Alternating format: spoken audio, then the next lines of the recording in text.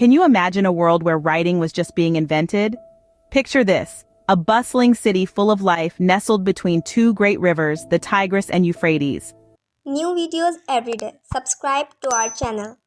This is Mesopotamia, often called the cradle of civilization. Here, people began to write for the very first time, using a unique system called cuneiform. They didn't have pencils or pens like we do today. Instead, they used a reed stylus to make wedge-shaped marks on clay tablets. Fascinating, isn't it? But life in Mesopotamia wasn't just about inventing writing. People built grand cities, practiced farming, and even developed laws. Oh, and let's not forget about the kids. Mesopotamian children had their own share of fun and games. They played with toys made from clay, wood, or bone. They had dolls, spinning tops, even board games. Yes, board games existed thousands of years ago. Just like us, Mesopotamian children had chores too. They helped their parents in the fields or with household tasks. Learning was a big part of their lives as well, especially for boys.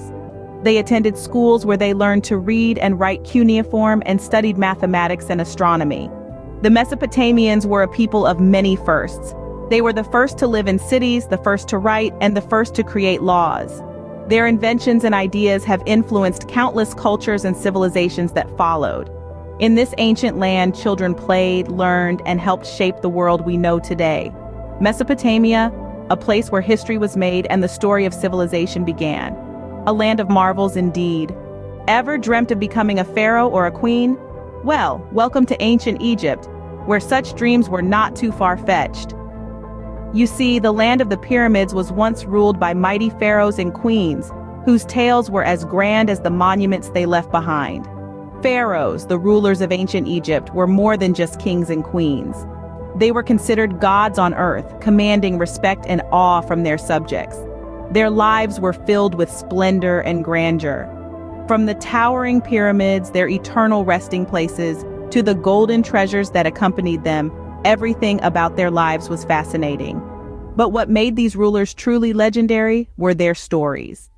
Take, for instance, the tale of Pharaoh Khufu, the builder of the Great Pyramid of Giza, one of the 7 wonders of the ancient world.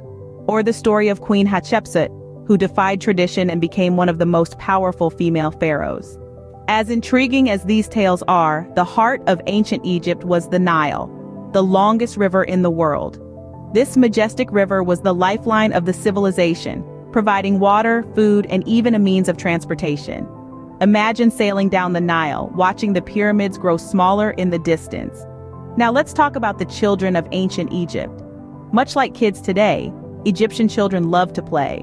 They had toys made of clay, wood, or bone, and even board games like the game of Senet. But life wasn't all play.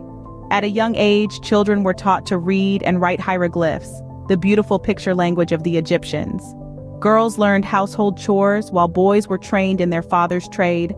So, life as an Egyptian child was not just about pyramids, it was about learning, playing, and living along the marvelous Nile.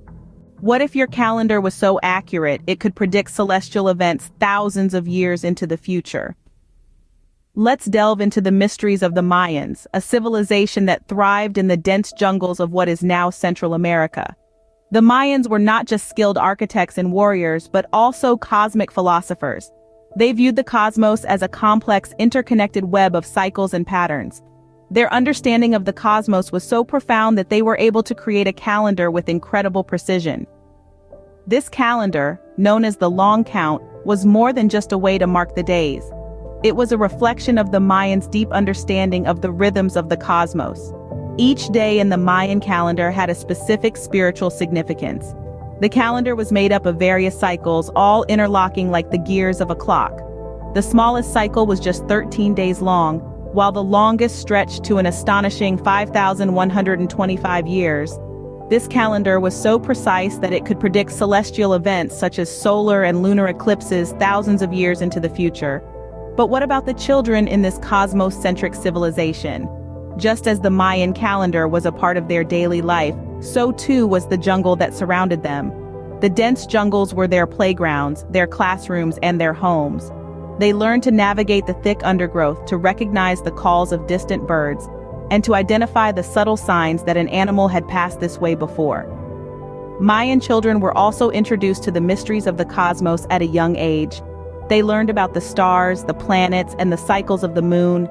They were taught how to read the calendar and to understand the spiritual significance of each day. They were not just passive recipients of this knowledge, but active participants in the cosmic dance that was a central part of Mayan culture. The Mayan civilization might have disappeared, but their knowledge and the spirit of their children live on. Their calendar, a testament to their understanding of the cosmos, still holds us in awe. And the children, they continue to inspire us with their curiosity, their resilience, and their deep connection to the world around them. The mysteries of the Mayans remind us that we are all part of this grand cosmic dance, each of us playing our part in the unfolding of time. Myths, gods, and heroes, welcome to ancient Greece. This was a land of endless wonder and grand tales, a place where gods walked among mortals and heroes performed feats of astonishing bravery. Imagine a world where mythical creatures and divine beings were part of everyday conversations. That's ancient Greece for you. Their stories were not just bedtime tales, but lessons of morality, courage, and wisdom. Hercules, the mighty hero known for his 12 labors, was as popular as any modern-day superhero. And let's not forget about Athena, the goddess of wisdom, who was revered and respected by all, especially the children. Speaking of children, life in ancient Greece was quite fascinating.